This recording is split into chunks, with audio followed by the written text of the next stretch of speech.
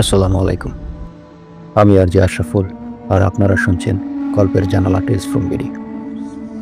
আপনি কি কখনো গভীর রাতের রাইড শেয়ার সার্ভিস ব্যবহার করেছেন? কখনো কি এমন হয়েছে আপনি গাড়িতে উঠে দেখলেন ড্রাইভার আপনার দিকে এক অদ্ভুত দৃষ্টিতে তাকিয়ে আছে? আজ আমরা শোনাব এক বাস্তব অভিজ্ঞতার গল্প, একজন যাত্রীর জীবন বদলে দেওয়া সেই রাতের কথা। এই ঘটনা আমাদের একজন দর্শক পাঠিয়েছেন। তিনি কসম খেয়ে বলেছেন এটি তার জীবনের সবচেয়ে ভৌতিক অভিজ্ঞতা। 2023 সালের ডিসেম্বরে এক গভীর রাত তখন 1:30। রিফাত নামের এক যুবক তার বন্ধুর বাসা থেকে ফিরছিলেন। ঢাকার রাস্তাগুলো প্রায় ফাঁকা। তিনি একটি জনপ্রিয় রাইড শেয়ার অ্যাপে গাড়ি বুক করলেন। গাড়ি মাত্র 5 মিনিটের মধ্যে চলে এলো। এটি ছিল একটি পুরনো মডেলের কালো রঙের সেডান।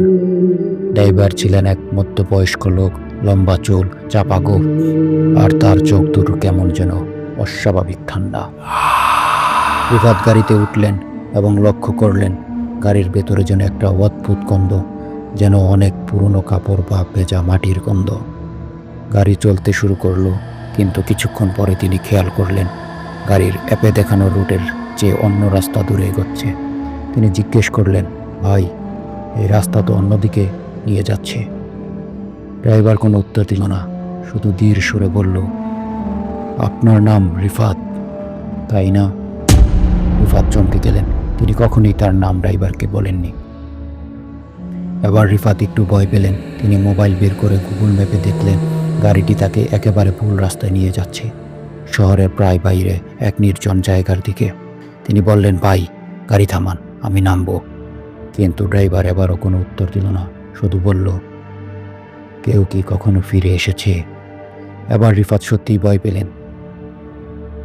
তিনি দেখলেন ড্রাইভারের মুখে একটা অদ্ভুত হাসি, আর তার হাতের আঙুলগুলো কেমন যেন কঙ্কালের মতো। রিফাত তখনই দরজা খুলতে গেলেন, কিন্তু দরজা যেন ভেতর থেকে লক হয়ে আছে। গাড়ির ভেতরের বাতিগুলো নিভে গেল, আর রিয়ার ভিউ মিররে তিনি দেখলেন পেছনের সিটে আরেকজন বসে আছে, কিন্তু সে কি? তার মুখ নেই। তিনি আতঙ্কে চিৎকার করতে গেলেন, কিন্তু ঠিক তখনই গাড়িটি একটি মোড় নিয়ে আবার স্বাভাবিক রাস্তায় ফিরে এলো। বাতিগুলো জ্বলে উঠল, আর রিফাত দেখলেন ড্রাইভার পুরোপুরি স্বাভাবিক, যেন কিছুই হয়নি। ভাই, আমরা তো ঠিক রাস্তাতেই আছি, আপনি কি ঠিক আছেন? ড্রাইভার স্বাভাবিক সুরে জিজ্ঞেস করল।